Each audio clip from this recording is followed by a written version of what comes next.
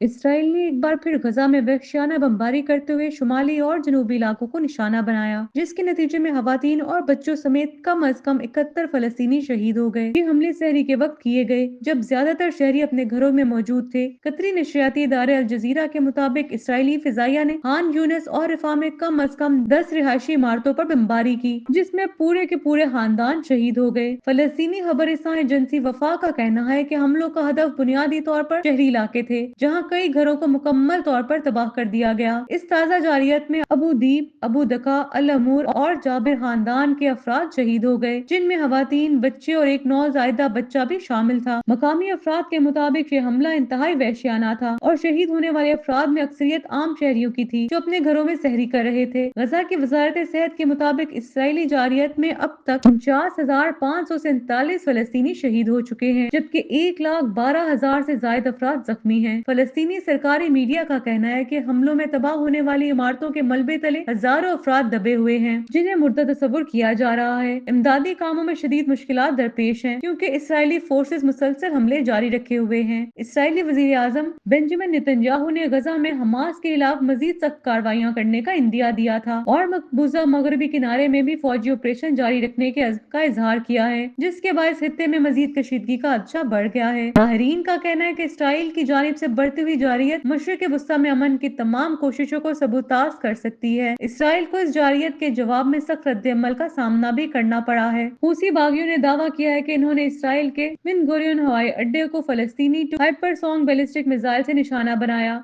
जिसके बाद इसराइली हुक्काम ने मुल्क भर में हाई अलर्ट जारी कर दिया है। इस हमले के बाद इसराइल में खौफ हिरास फैल गया है और सिक्योरिटी मजीद सख्त कर दी गई है। अक़वाम मुत्तहिदा में फलस्तीनी मिशन ने आलमी बरादरी से फौरी मदाखलत की अपील की है। फलस्तीनी नुमाइंदों का कहना है कि अगर सलामती कौंसिल इसराइली जंगी मिशन को रोकने में नाकाम रही तो इसकी साख मजीद मुतासिर हो सकती है और ये खित्ता मजीद बदअमनी का शिकार हो सकता है। माहिरीन का कहना है कि अगर आलमी कुव्वतें फौरी तौर पर मदाखलत ना करें तो हालात मजीद संगीन हो सकते हैं, जो खित्ते में एक बड़ी जंग का पेशहमा साबित हो सकते हैं।